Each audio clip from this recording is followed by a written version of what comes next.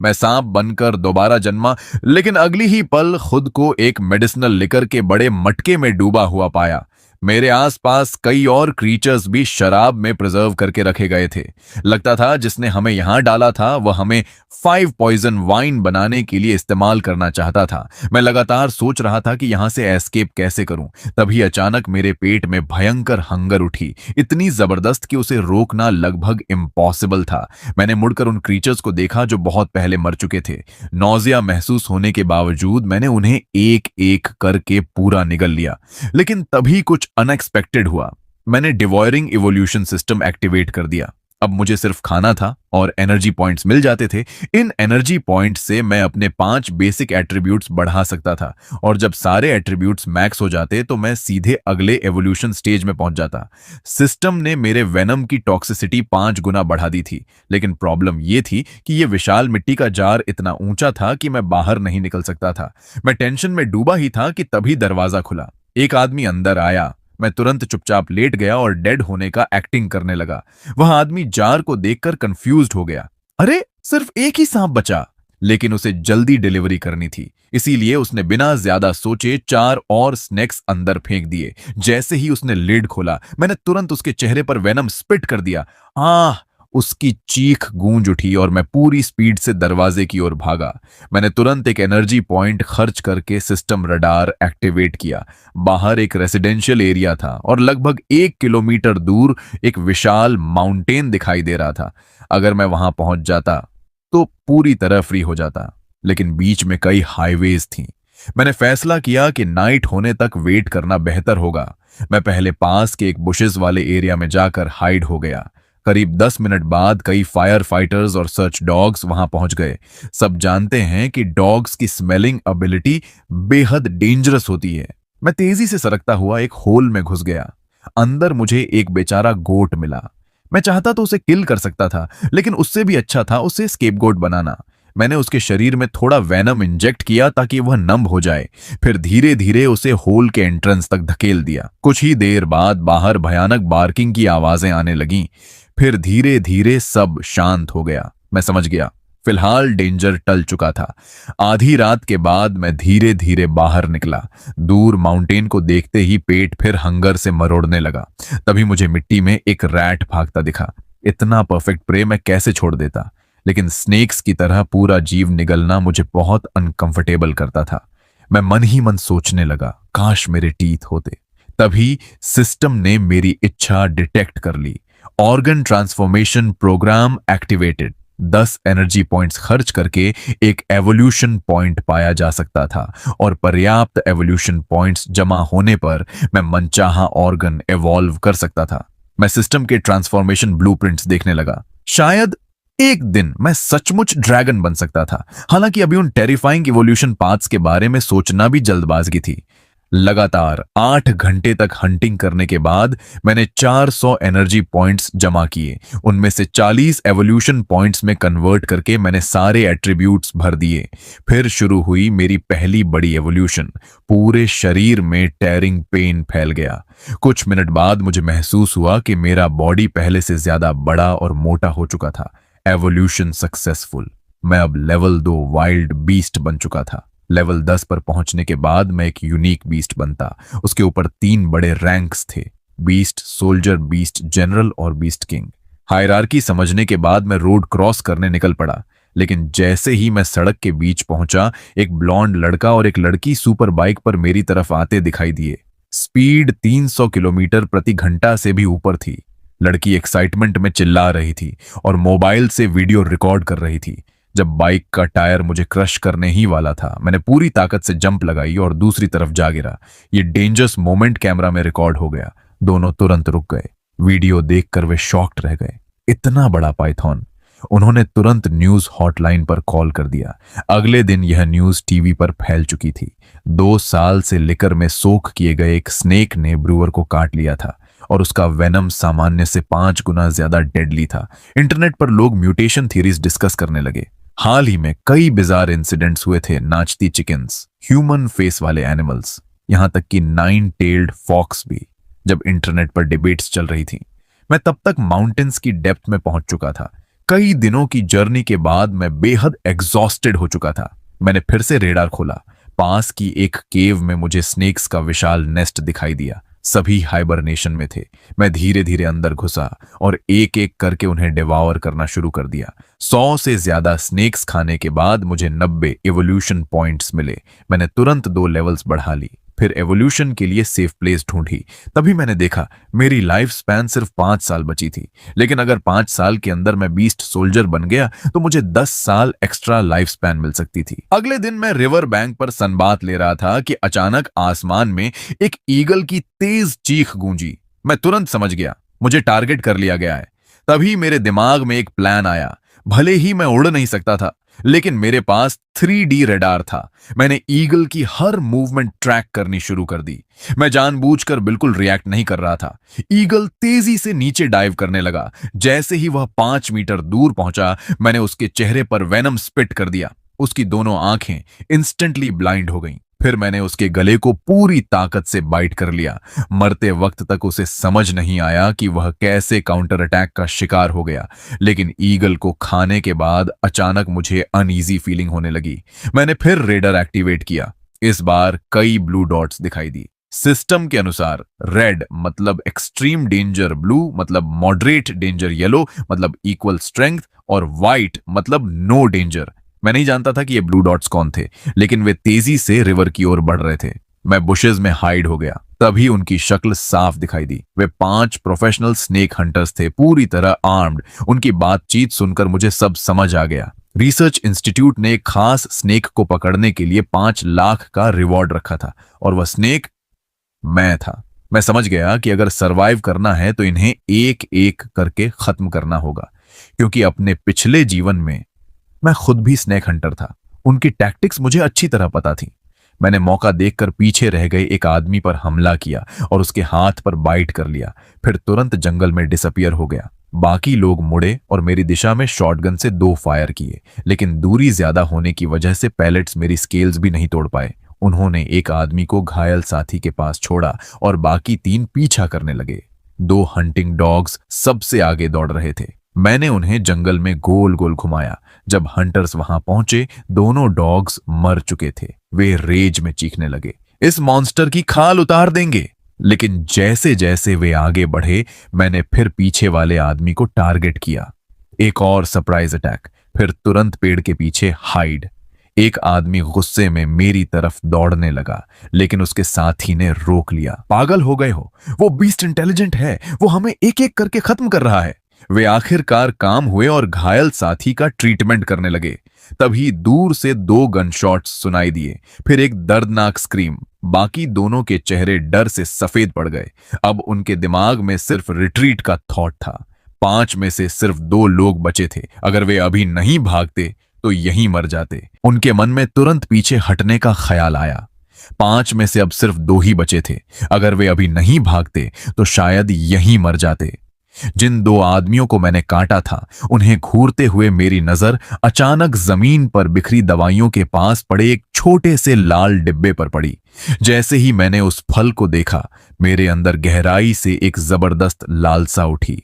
मैंने तुरंत सिस्टम को उसे स्कैन करने के लिए एक्टिवेट किया। स्पिरिचुअल स्नो फ्रूट, एक रहस्यमयी फल जिसमें भारी मात्रा में स्पिरिचुअल एनर्जी भरी हुई थी। इसे निगलने पर मुझे 10,000 एनर्जी पॉइंट्स मिल सकते थे। मैं खुशी से भर उठा। मैंने तुरंत उस फल को अपने मुंह में दबा लिया, लेकिन यह जगह साफ तौर पर सेफ नहीं थी। मुझे जल्दी से कोई छिपने की जगह ढूंढनी थी। उसी समय वह आदमी जिसे मैंने अभी काटा था, लड़खड़ाते हुए उठा और उसने अपनी बंदूक मेरी तरफ तान दी। खुशकिस्मती से वह लगभग बेहोश होने वाला था। उसकी चलाई हुई 3 स्टील बुलेट्स बस मेरी चमड़ी को छूकर निकल गईं। शरीर में चुभती हुई दर्द महसूस करते ही मैं तेजी से दूर भाग गया। उसी वक्त बाकी 2 आदमी भी वापस आ गए। उनसे बचने के लिए मैं सीधे झील के पानी में कूद पड़ा। दांत भींचकर मैं कई 100 मीटर तक तैरता रहा। मुझे नहीं पता मैं कितनी देर तक तैरता रहा, लेकिन अचानक मुझे सामने एक बैम्बू राफ्ट दिखाई दिया। यह सुनिश्चित करने के बाद कि आसपास कोई नहीं है, मैं उसके ऊपर चढ़ गया और तुरंत बेहोश हो गया। मेरे मुंह में रखा स्पिरिचुअल स्नो फ्रूट भी उसी दौरान निगल लिया गया। हालांकि मेरा शरीर हिल नहीं पा रहा था, लेकिन मेरी चेतना अभी भी थोड़ी बची हुई थी। पता नहीं कितना समय बीता। अचानक मेरे सामने एक फिशिंग बोट आकर रुकी। मेरा दिल जोर से धड़क उठा।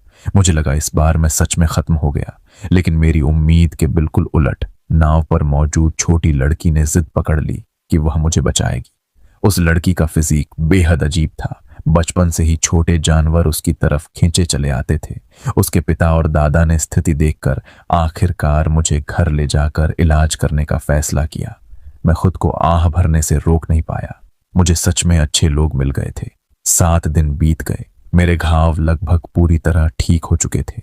शुरुआत में यूनू को छोड़कर परिवार के बाकी सभी लोग मुझसे डरते थे, लेकिन क्योंकि मैंने कभी भी अग्रेशन नहीं दिखाई, वे धीरे धीरे मेरे आदी हो गए। खास तौर पर यूनू का छोटा भाई, जो हमेशा उस स्टोर रूम में खेलने आ जाता था जहां मैं रहता था। शुरुआत में उसके दादा को लगता था कि मैं खतरनाक हूं, लेकिन बाद में वह बार बार कहने लगे कि मैं बहुत इंटेलिजेंट हूं। उस बूढ़े आदमी को गर्व से भरा देखकर मैं मन ही मन सोचता था, अगर मैं कोई दूसरा सांप होता तो उसका पोता अब तक मेरा स्नैक बन चुका होता। धीरे धीरे मेरी यूनरो के साथ एक गहरी कनेक्शन बन गई। सिस्टम ने तो मुझे एक नई स्किल भी दे दी, टेलीपैथी। अगर टेलीपैथी वैल्यू 80 तक पहुंच जाती तो ब्रेन वेव्स के जरिए बातचीत की जा सकती थी, और अगर ये एबिलिटी और आगे इवॉल्व होती तो शायद सिर्फ दिमाग से चीजों को कंट्रोल करना, यहां तक कि दूसरों को सप्रेस करना भी संभव हो जाता। मैं सोच में पड़ गया, क्या इंसान भी म्यूटेट हो सकते हैं? उत्साह से भरी यून को देखते हुए मैंने तुरंत सिस्टम से उसका शरीर स्कैन किया। यून सिर्फ लेवल 9 वाइल्ड बीस्ट ही नहीं थी, बल्कि उसकी टेलीपैथी वैल्यू सीधे 99 तक पहुंच चुकी थी। उसके पास 2 डिवाइन स्किल्स भी थी। हालांकि मैं अब एक बीस्ट बन चुका था, लेकिन मेरी आत्मा की गहराई में मैं अभी भी इंसान ही था। भविष्य में शायद यून ही इंसानों और मेरे बीच ब्रिज बन सकती थी। उस कनेक्शन की वजह से मैंने तुरंत उसका धन्यवाद किया। मैंने उसे अपनी जान बचाने के लिए थैंक यू कहा, और साथ ही यह भी बताया कि कमरे में बंद रहकर मैं बोर हो गया हूं। मैं कोर्टयार्ड में जाकर धूप सेंकना चाहता था। जैसे ही यूनरो बाहर गई, मैंने तुरंत 1000 से ज्यादा प्यूरिफिकेशन पॉइंट्स जोड़ दिए। आधे घंटे तक स्ट्रगल करने के बाद भी मैं ब्रेक थ्रू नहीं कर पाया। सिस्टम ने साफ बता दिया कि इवॉल्व होने के लिए स्पिरिचुअल एनर्जी अभी भी पर्याप्त नहीं थी। मेरे पास धूप सेंकते रहने के अलावा कोई और रास्ता नहीं था। उसी समय यून के पिता और दादा वापस लौटे। मुझे पहले से और बड़ा देखकर उनकी आंखों में साफ डर दिखाई दे रहा था। आखिरकार मैं एक सांप था। मुझे समझ आ गया कि ठीक होते ही मुझे यहां से निकल जाना चाहिए। तभी मैंने उसके दादा को फसलों को बर्बाद करते जंगली सुअरों की शिकायत करते सुना। मैंने तुरंत यून से अपना मैसेज पहुंचाने को कहा। यूनरू के पिता को लगा कि उसकी बेटी बकवास कर रही है। वह कह रहे थे कि कोई सांप इंसानी भाषा नहीं समझ सकता। यह देखकर मैंने सीधे उसकी तरफ सिर हिला दिया। दादा पूरी तरह स्टन्ड रह गए। उन्होंने तुरंत हाथ जोड़कर मुझे प्रणाम किया। तो फिर यह काम मैं आपको सौंपता हूं, वेनरेबल इमॉर्टल सर्पेंट। मैंने यूनरो को अलविदा कहा और उस जंगली सुअर को ढूंढने निकल पड़ा। क्योंकि मेरा शरीर ब्रेक थ्रू नहीं कर पा रहा था, मैंने फैसला किया कि फिलहाल अपने पॉइंट से लेवल अपग्रेड करूंगा। मैंने अपनी वेनम स्पिट स्किल को लेवल 4 तक बढ़ा दिया। अब उसकी रेंज 12 मीटर तक पहुंच चुकी थी और उसका पॉइजन इफेक्ट 15 गुना ज्यादा डेडली हो गया था। मेरे पास अब भी 100 से ज्यादा एक्सपीरियंस पॉइंट्स बचे हुए थे। यह एबिलिटी साफ तौर पर सर्वाइवल के लिए बनी थी। इसे किसी जंगली सुअर पर इस्तेमाल करना थोड़ा वेस्ट लग रहा था। मैं वेजिटेबल फील्ड के पास झाड़ियों में छिप कर बैठ गया। इंतजार करते करते आधी रात हो गई।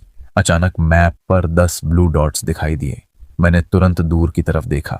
उस ग्रुप में मेरे 2 पुराने दुश्मन भी मौजूद थे। इस बार वे सिर्फ शॉटगन्स ही नहीं लाए थे, बल्कि 5 बेहद फेरोशियस हंटिंग डॉग्स भी साथ लाए थे। मेरी आंखों में किलिंग इंटेंट चमक उठी।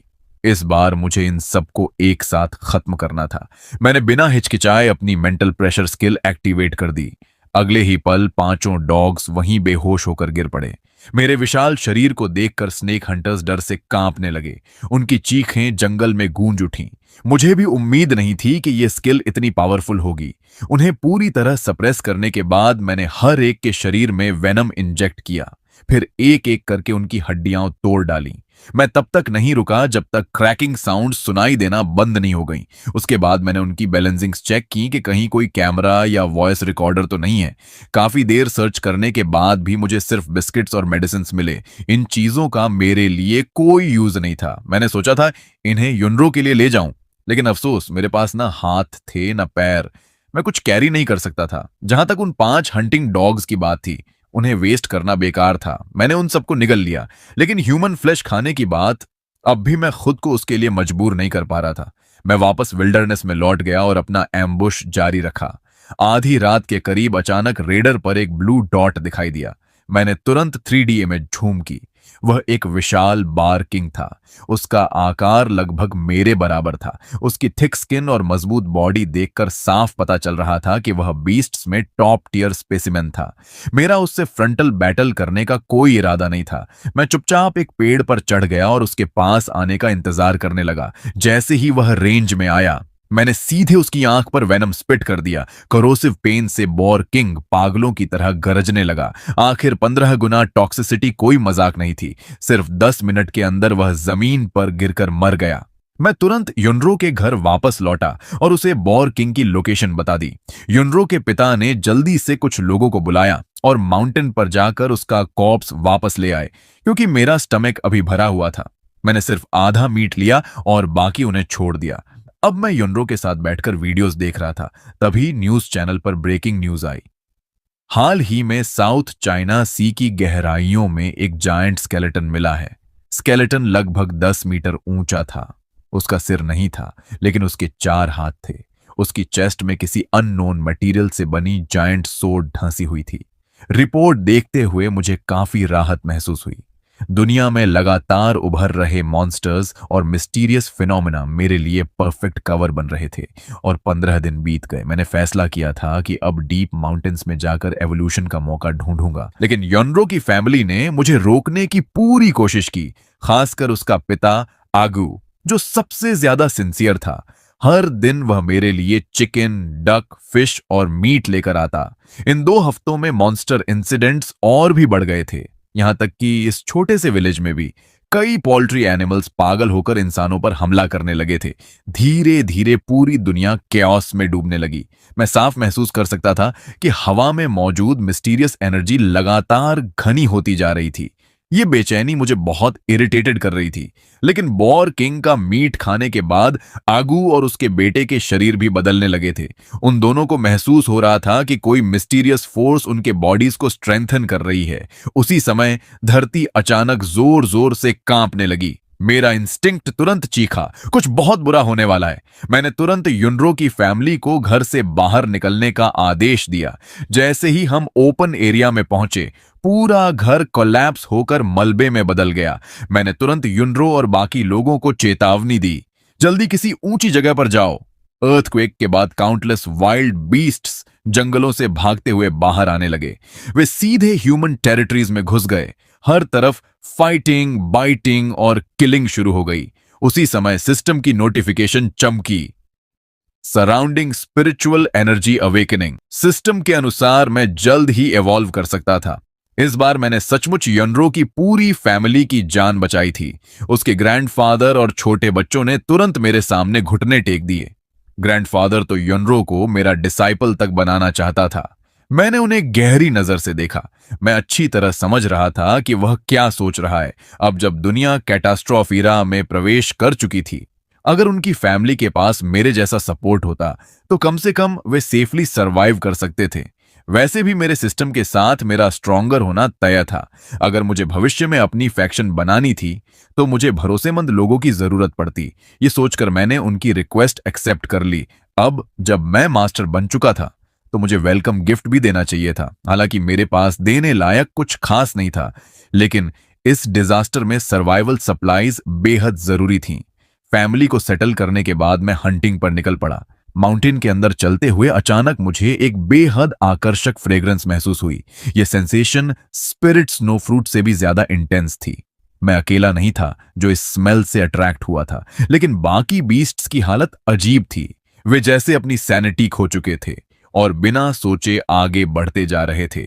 जैसे जैसे मैं फ्रेग्रेंस के करीब पहुंचा, मेरे अंदर भी कोई शक्ति डिस्टर्ब होने लगी। तभी सिस्टम ने warning the, target affected by illusion spirit fruit fragrance, risk of falling into illusion. 100 energy points खर्च करके 10 घंटे तक इल्यूजन डिस्पेल करना चाहते हैं? मैंने बिना हिचकिचाए कंफर्म कर दिया। अपनी कॉन्शियसनेस बनाए रखते हुए मैंने रास्ते में इल्यूजन में फंसी कई बीस्ट्स निगल ली। जब मेरा सेटाइटी एक 100% तक पहुंच गया, तब जाकर मैंने खाना बंद किया। तभी मैं एक अननोन वैली में पहुंचा। वैली के सेंटर में एक स्ट्रेंज ट्री खड़ा था। उस पर एक ग्लोइंग फ्रूट लटक रहा था। उस फ्रूट से निकलने वाली मिस्टीरियस फ्रेग्रेंस सभी बीस्ट्स को अट्रैक्ट कर रही थी। कमजोर बीस्ट्स उसके गार्ड्स बन चुके थे और जो स्ट्रॉन्गर बीस्ट्स उसके करीब आते, उन्हें बाकी गार्डियंस मारकर ट्री के लिए न्यूट्रिएंट्स बना देते। मैंने तुरंत उस ट्री को स्कैन किया। इल्यूजन स्पिरिट ट्री हर एक 100 साल में सिर्फ 1 इंच बढ़ता है, 1000 साल में एक ब्रांच निकलती है और 3000 साल में जाकर एक फ्रूट पैदा होता है। फ्रूट मैच्योर होने के लिए इमेंस स्पिरिचुअल एनर्जी और काउंटलेस न्यूट्रिएंट्स एब्जॉर्ब करता है। जब फ्रूट पूरी तरह मैच्योर हो जाता है तो उसकी फ्रेग्रेंस गायब हो जाती है। उस समय इल्यूजन में फंसे एनिमल्स अपनी कॉन्शियसनेस वापस पा लेते हैं और उनकी इंटेलिजेंस भी बढ़ जाती है। अगर 3 दिनों के अंदर फ्रूट कंज्यूम न किया जाए तो वह विदर होकर खत्म हो जाता है और ट्री फिर डॉर्मेंट स्टेट में लौट जाता है। फ्रूट खाने के बाद मेंटल पावर काफी बढ़ जाती है और यूजर अपनी मेंटल प्रेशर से दूसरों को इल्यूजन में फंसा सकता है। पहला फ्रूट सबसे इफेक्टिव होता है। पूरी जिंदगी में सिर्फ 3 फ्रूट्स कंज्यूम किए जा सकते हैं। डिस्क्रिप्शन पढ़कर मैं सीक्रेटली शॉक्ड रह गया। हालांकि मेरी करंट स्ट्रेंथ यहां किसी से डरने लायक नहीं थी, लेकिन ब्रेक थ्रू के लिए स्पिरिचुअल एनर्जी से भरी जगह चाहिए थी। जब मैंने अपना स्टेटस पैनल खोला तो मैं स्टन्ड रह गया। मेरे लेवल के पास लिखा था ब्रेक थ्रू अवेलेबल, लेकिन नीचे वार्निंग भी थी, ब्रेक थ्रू में 1 घंटा लगेगा। उस दौरान 5000 मीटर रेडियस की सारी स्पिरिचुअल एनर्जी अब्सॉर्ब होगी और उस समय मैं बिल्कुल डिफेंसलेस रहूंगा। अगर बीच में प्रोसेस इंटरप्ट हुई तो सारी मेहनत बेकार चली जाएगी। यह सोचकर मैंने ब्रेक थ्रू पोस्टपोन करने का फैसला किया। अगर ब्रेक थ्रू के दौरान इल्यूजन स्पिरिट फ्रूट मैच्योर हो जाता तो यह बहुत बड़ा नुकसान होता। उसी समय मुझसे 3 किलोमीटर दूर एक आदमी वैली की ओर बढ़ रहा था। जैसे ही वह इल्यूजन में फंसा, उसके शरीर पर लटका पेंडेंट ग्रीन लाइट से चमक उठा। अगले ही पल उसकी कॉन्शियसनेस वापस आ गई। वह एक्साइटमेंट में बुदबुदाया, मास्टर ने सच कहा था, यहां सचमुच ट्रेजर है। उसने अपने पेंडेंट में आई नई क्रैक को देखा। हालांकि उसे दर्द हो रहा था, लेकिन वह फिर भी वैली के अंदर बढ़ता गया। समय धीरे धीरे बीतता गया। इल्यूजन स्पिरिट फ्रूट और भी ज्यादा स्कारलेट होता जा रहा था। मैं समझ गया फ्रूट अब मैच्योर होने वाला है। मैं तुरंत उसकी तरफ स्प्रिंट करने लगा। फ्रूट के आसपास की ज्यादातर बीस्ट्स पहले ही मर चुकी थीं। बाकी एग्जॉस्टेड बीस्ट्स मेरे लिए कोई खतरा नहीं थी। लेकिन तभी अचानक पीछे से एक आवाज आई, तो सच में यहां ट्रेजर मौजूद है। मैं तुरंत रुक गया। पीछे मुड़कर मैंने उस आदमी को देखा। मेरे विशाल बॉडी को देखकर उसकी सांस अटक गई। मैंने उसी मौके का फायदा उठाया और उसके चेहरे पर वेनम स्पिट कर दिया। उसकी रिएक्शन स्पीड तेज थी, लेकिन वेनम फिर भी उसके हाथ पर गिर गया। मैं लाइटनिंग स्पीड से उसके पास पहुंचा और सीधे उसके शरीर को जकड़ लिया। वेनम के असर से उसके पंचेस मेरे स्केल्स पर कोई असर नहीं डाल पा रहे थे। उसी पल इल्यूजन स्पिरिट फ्रूट की फ्रेग्रेंस गायब हो गई। बाकी सर्वाइविंग बीस्ट्स भी धीरे धीरे होश में आने लगी। मैंने उस आदमी को तुरंत किल किया और सीधे फ्रूट की तरफ बढ़ा। सबसे पहले एक जायंट बोर और एक ह्यूज ब्लैक बेयर होश में आए और वे दोनों फ्रूट के सबसे करीब भी थे। मेरे स्प्रिंट की आवाज सुनकर उनका ध्यान मेरी तरफ गया। पलक झपकते ही मैं फ्रूट तक पहुंच गया। हालांकि उनकी उम्मीद बहुत कम थी, लेकिन वे फिर भी मेरी तरफ झपट पड़े। मैंने बिना एक पल गंवाए तीनों फ्रूट्स निगल लिए। Skill acquired spiritual illusion. अगर टारगेट की स्पिरिचुअल स्ट्रेंथ मुझसे कम हो तो उसे इल्यूजन में फंसाने का 10% चांस होगा। इल्यूजन के अंदर टारगेट को ब्यूटीफुल ड्रीम या नाइटमेयर दिखाया जा सकता था और इल्यूजन के दौरान मैं टारगेट से कई एक्शंस भी करवाने में सक्षम था। लेकिन इल्यूजन एक्टिवेट रहने तक मैं खुद कोई दूसरा एक्शन नहीं कर सकता था। स्किल डिस्क्रिप्शन पढ़ते ही मैं बेहद एक्साइटेड हो गया। यह प्रैक्टिकली डिवाइन स्किल थी। इससे न सिर्फ सर्वाइवल आसान हो जाता, बल्कि इम्पॉसिबल सिचुएशंस भी रिवर्स की जा सकती थी। जब ब्लैक बेयर और जायंट बोर ने देखा कि मैंने सारे फ्रूट्स खा लिए हैं, वे रेज से पागल हो गए। लेकिन वे सिर्फ पेपर टाइगर्स थे। उनमें मुझसे लड़ने की हिम्मत नहीं थी। उनकी कॉशियस आईज देखकर मुझे मौका मिल गया। अगले ही पल वे दोनों फिर इल्यूजन में फंस गए। मैं हंस पड़ा। इन इडियट्स पर ज्यादा स्पिरिचुअल पावर वेस्ट करने की जरूरत ही नहीं थी। जब मैंने इल्यूजन हटाया तो उनके चेहरों पर एक्सट्रीम टेरर साफ दिखाई दे रहा था। अपने शरीर पर कंट्रोल खोने का डर उन्हें जिंदगी भर नहीं भूलने वाला था। मैंने उन्हें इग्नोर किया और उस डेड मैन के बॉडी की तरफ बढ़ा। मेरा ध्यान पहले ही उसके मिस्टीरियस पेंडेंट पर जा चुका था। मैंने तुरंत उसे स्कैन किया।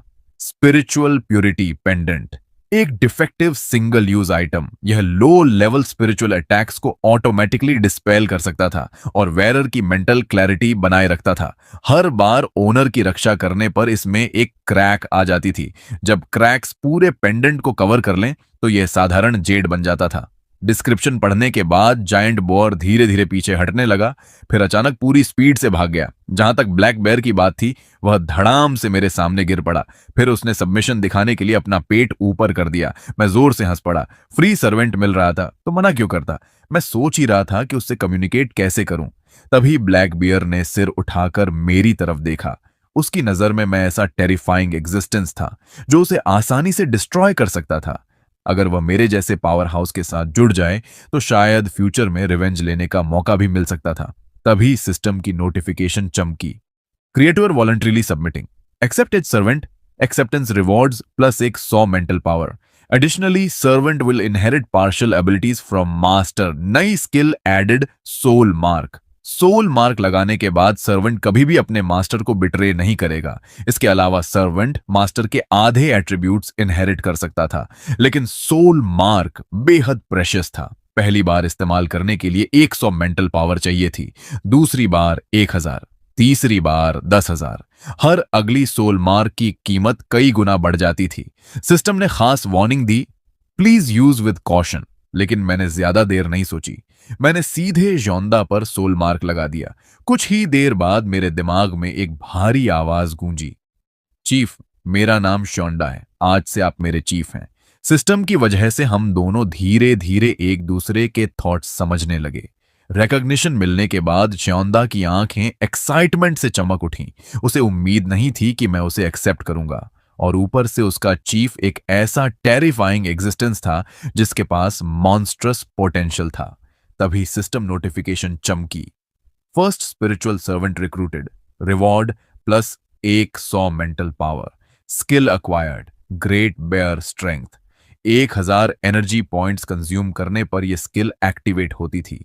एक्टिवेट होने के बाद 10 मिनट तक स्ट्रेंथ कई गुना बढ़ जाती थी। अगर इसे मैक्स लेवल तक अपग्रेड किया जाए तो एट्रीब्यूट्स 50 गुना तक एम्पलीफाई हो सकते थे, लेकिन रिवॉर्ड्स मिलने की खुशी ज्यादा देर नहीं टिक पाई। सिस्टम ने अचानक इमरजेंसी वार्निंग दे दी, current attribute value has exceeded physical limit, body unable to sustain current power for more than 30 minutes, immediate break through required, failure to break through में कॉज बॉडी कोलैप्स। पहली बार system को इतना urgent देखकर मेरे अंदर भी पैनिक उठ गया। मैंने तुरंत हेवनली आई मैप एक्टिवेट की और ब्रेक थ्रू के लिए सूटेबल प्लेस खोजने लगा। लोकेशन मिलते ही मैं योंदा और युनरो को लेकर तेजी से एक केव की तरफ भागा। उन्हें एंट्रेंस गार्ड करने का आदेश देने के बाद मैं तुरंत ब्रेक थ्रू शुरू करने बैठ गया। मैंने आसपास की सारी स्पिरिचुअल एनर्जी अब्सॉर्ब करनी शुरू कर दी। 1 घंटा बाद मैं आखिरकार बीस्ट सोल्जर स्टेज तक पहुंच गया, और यह मेरी पहली परफेक्ट प्रमोशन थी। मुझे एसएसएस रैंक ब्लड लाइन मिली, साथ ही एक नई स्किल भी, burning blood. SSS rank blood line मेरी स्पिरिचुअल एनर्जी अब्जॉर्प्शन स्पीड को 520 गुना तक बढ़ा सकती थी, और बर्निंग ब्लड स्किल थोड़े समय के लिए मेरे सारे एट्रीब्यूट्स डबल कर देती थी। अगर स्किल मैक्स लेवल पर पहुंच जाए तो बूस्ट 520 गुना तक पहुंच सकता था। हालांकि ब्रेक थ्रू ने मुझे बहुत सारे रिवॉर्ड्स दिए थे, लेकिन एक बड़ी समस्या भी सामने आ गई। पहले एवोल्यूशन रेशियो 10:1 था, अब वह बढ़कर 50:1 हो चुका था, और हर बड़े स्टेज ब्रेक थ्रू के बाद यह रेशियो और बढ़ता। अगर मुझे पहले से पता होता तो मैं ब्रेक थ्रू से पहले कुछ एवोल्यूशन पॉइंट सेव कर लेता। ब्रेक थ्रू कंप्लीट होते ही मैंने ग्रेट बेयर शोंदा को आसपास घूमने वाले क्रिमिनल्स खत्म करने का आदेश दिया। मेरे एट्रीब्यूट्स के बूस्ट की वजह से शोंदा अब आसानी से उन्हें अनाहिलेट कर सकता था। जब मैं युनरो की फैमिली के पास लौटा तो युनरो एक्साइटमेंट में उछल पड़ी। उसने अभी अभी टेलीकिनेसिस अवेकन की थी। मेरे जाने के बाद कुछ स्ट्रे डॉग्स ने उनके फैमिली पर हमला कर दिया था। एगू और उसका बेटा डेस्परेटली फाइट कर रहे थे। उसी पैनिक में युनरो ने अननोइंगली ऑब्जेक्ट कंट्रोल एक्टिवेट कर दिया। आसपास पड़े स्टोन्स और ब्रांचेस हवा में उड़ने लगे और डॉग्स पर हमला करने लगे। ये देखकर मैं अंदर से बेहद खुश हुआ। मुझे सचमुच एक ट्रेजर मिल गया था। फ्यूचर में युनरो मेरी टॉप क्लास असिस्टेंट बन सकती थी। अगली सुबह मैं सबको लेकर माउंटेन से नीचे उतर आया।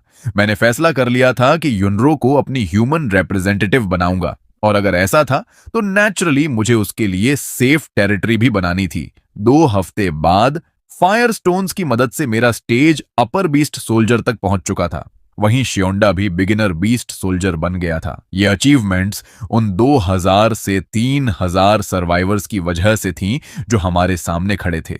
वे आसपास के टाउन्स और विलेजेस के सर्वाइविंग ह्यूमंस थे।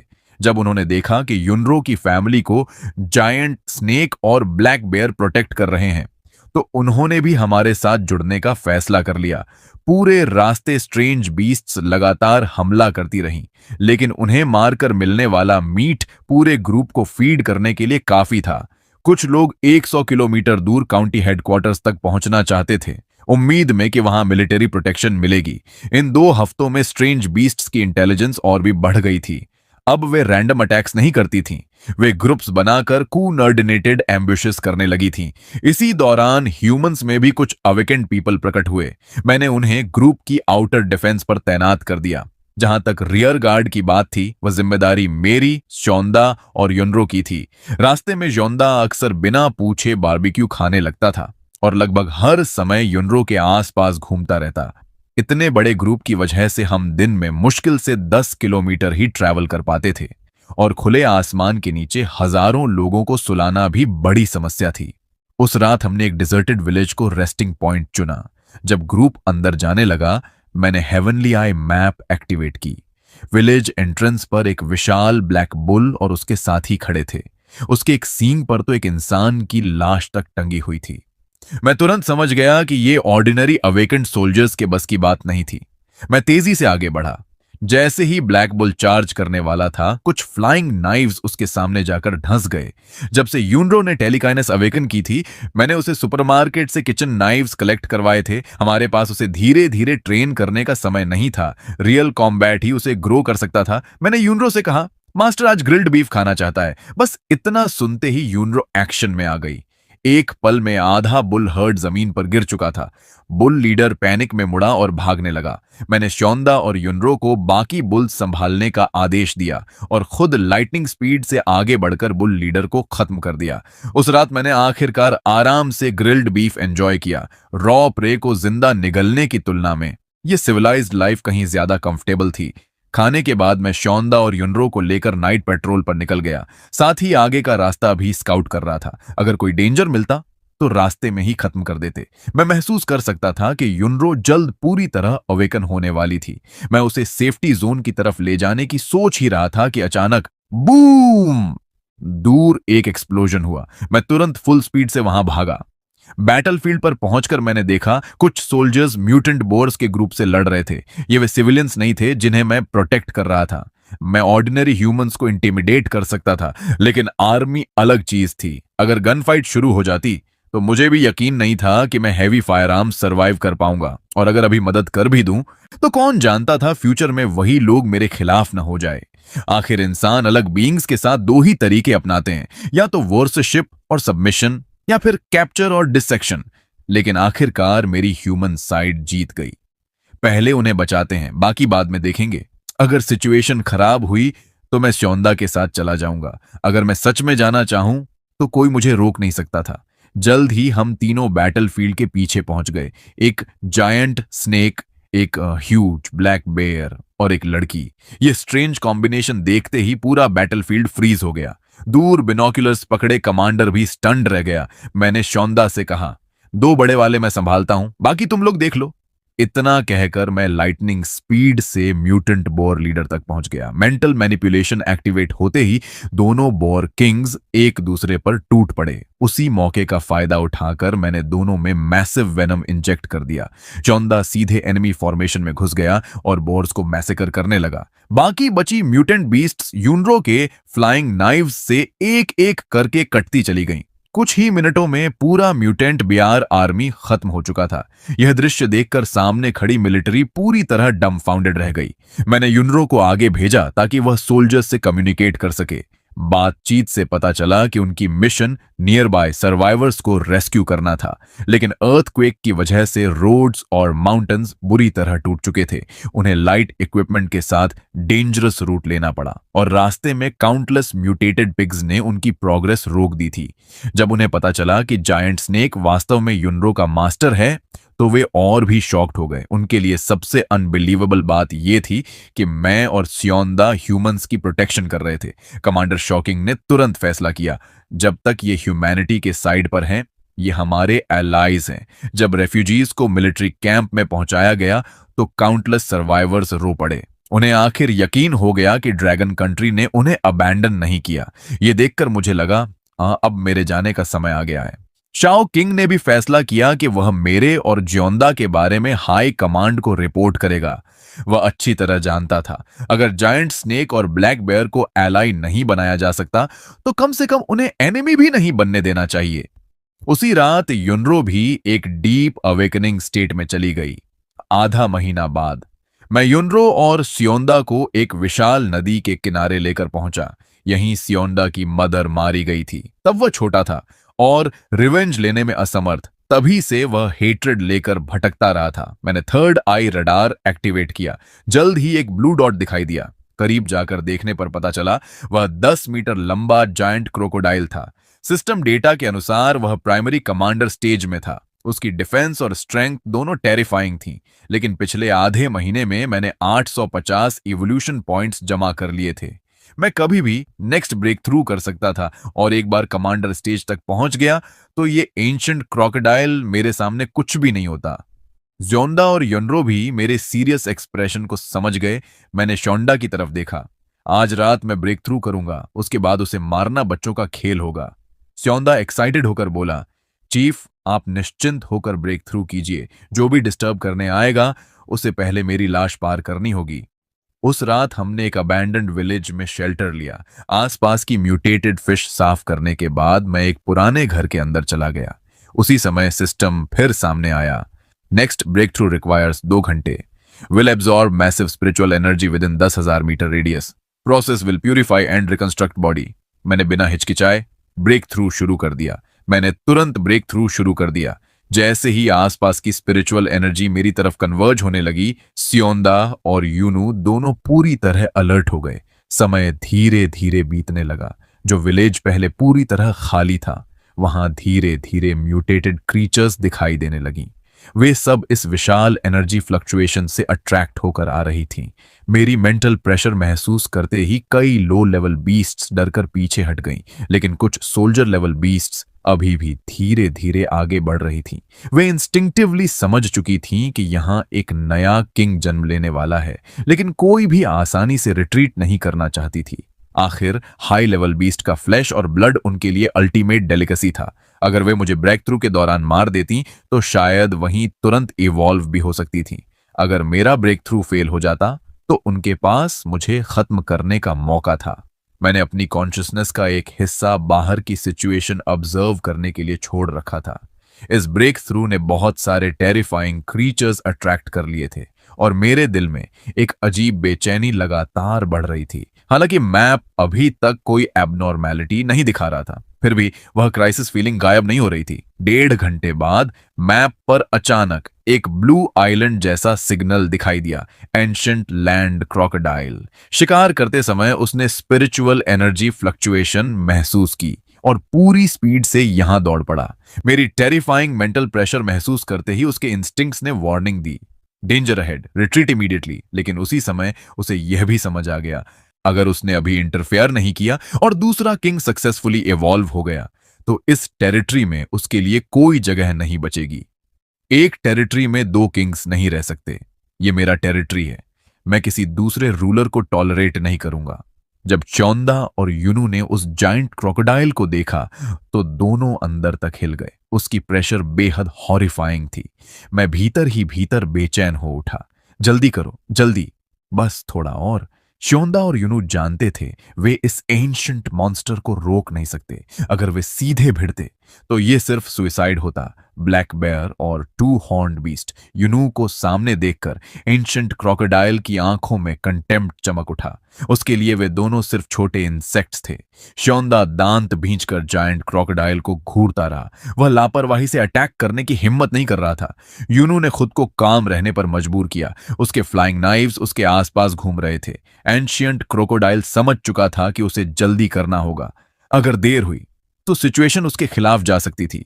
उसकी आंखों में किलिंग इंटेंट चमक उठा और अगले ही पल वह सीधे श्योंदा पर टूट पड़ा। श्योंदा पूरी ताकत से भिड़ गया। पीछे यूनू लगातार हर एंगल से फ्लाइंग नाइव्स लॉन्च कर रही थी, लेकिन हर बार जियोंदा जायंट क्रोकोडाइल द्वारा पीछे फेंक दिया जाता। यूनू के नाइव्स भी उसकी टफ स्केल्स पेनिट्रेट नहीं कर पा रहे थे, बल्कि कई ब्लेड्स तो टूट तक गईं। एंशिएंट क्रोकोडाइल पूरी तरह फ्यूरियस हो चुका था। उसकी नजर में यह स्टूपिड बियर मौत से बिल्कुल नहीं डर रहा था। गंभीर रूप से घायल होने के बावजूद वह बार बार उस पर चार्ज कर रहा था और दूसरी तरफ यूनू के नाइव्स हर ब्लाइंड स्पॉट से हमला कर रहे थे।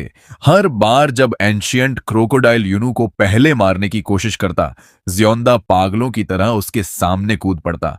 मैं ब्रेक थ्रू के भीतर से यह सब देख रहा था। अपने स्वॉर्न ब्रदर और अप्रेंटिस को बार बार मौत के करीब जाते देख मेरा दिल एक्सट्रीम टेंशन में था। आखिर जब जियोंदा और यूनू लगभग लिमिट पर पहुंच गए, मैंने अंतिम स्पिरिचुअल एनर्जी अब्सॉर्ब कर ली। Break through complete. मैंने तुरंत बचे हुए सारे एवोल्यूशन पॉइंट स्ट्रेंथ में डाल दिए और अगले ही पल मैं घर के अंदर से विस्फोट की तरह बाहर निकला। मेरी टेरिफाइंग ऑरा महसूस करते ही एंशिएंट क्रोकोडाइल तुरंत भागने के लिए मुड़ा, लेकिन वह ज्यादा दूर नहीं जा पाया। मैं लाइटनिंग स्पीड से उसके ऊपर पहुंचा और सीधा उसे काट लिया। मैंने उसके शरीर में मैसिव वेनम इंजेक्ट कर दिया। हालांकि यह वेनम इंस्टेंटली लीथल नहीं था, लेकिन उसकी मूवमेंट सिवियरली क्रिपल कर सकता था। मेरी मैक्स्ड आउट स्ट्रेंथ ने जायंट क्रोकोडाइल को सांस तक लेने नहीं दी। उसने डेस्परेटली स्ट्रगल किया, लेकिन उसका शरीर धीरे धीरे नम होने लगा। आसपास शैडो में छिपी स्ट्रेंज बीस्ट्स ये सीन देखकर डर गईं। उन्होंने तुरंत रिट्रीट करना बेहतर समझा। समय बीतता गया। एंशिएंट क्रोकोडाइल की रेजिस्टेंस कमजोर होती गई। आखिरकार वह पूरी तरह ठंडा पड़ गया। मैंने सीधे उसकी कॉर्प्स को सिस्टम स्पेस में स्टोर कर दिया। इस बैटल के बाद श्योंडा बुरी तरह घायल था। वह लगभग चल भी नहीं पा रहा था। यूनो की हालत कंपैरेटिवली बेहतर थी। उसने सिर्फ अपनी मेंटल पावर ओवरयूज कर दी थी। मैंने यूनरो को श्योंडा की देखभाल करने के लिए कहा और खुद पूरी रात आसपास छिपी मलिशियस बीस्ट्स को हंट करता रहा। वापस आने के बाद मैंने दोनों को स्पिरिचुअल टेक्निक्स और कल्टीवेशन फॉर्मूलाज सिखाई और रिकवरी के दौरान उन्हें इंटेंसिव ट्रेनिंग करने को मजबूर किया। मुझे नहीं पता था कि वे नेचुरली टैलेंटेड थे या सिस्टम का इफेक्ट था, लेकिन सिर्फ एक दिन के अंदर दोनों सही कल्टीवेशन पाथ पर आ गए। कुछ दिन बीते। जियोंदा और यूनरू की इंजरीज लगभग हील हो चुकी थीं, लेकिन लौटते समय मुझे अनएक्सपेक्टेडली फिर इंसानों का एक ग्रुप दिखाई दिया और वे पहले की तरह फिर डेंजर में थे। करीब 10 स्विफ्ट विंड वुल्व्स ने शाओ किंग और उसके साथियों को घेर रखा था। दूर से ऑब्जर्व करते हुए मैंने देखा उनमें से कई लोग अब अवेकेंड वॉरियर्स बन चुके थे। सिर्फ 20 दिनों में शाओ किंग खुद सुप्रीम वॉरियर रैंक तक पहुंच गया था। उसका लक्ष्य साफ था, पैक को हराना है तो वुल्फ किंग को पहले मारना होगा। लेकिन सिर्फ 4 अवेकेंड फाइटर्स के साथ हम वुल्फ पैक को ब्रेक करना लगभग इम्पॉसिबल था। मैंने देखा शाओ किंग एक वुल्फ पर ब्लेड गिरा रहा था। मैंने तुरंत स्योंदा और युनरू को सिग्नल दिया, चलो। हम लाइटनिंग स्पीड से बैटलफील्ड में पहुंचे। हमें देखते ही शाओ किंग और उसके साथियों के चेहरों पर रिलीफ छा गया। इन एग्जॉटिक बीस्ट्स के सामने श्योंदा बिना हेजिटेशन के चार्ज कर गया।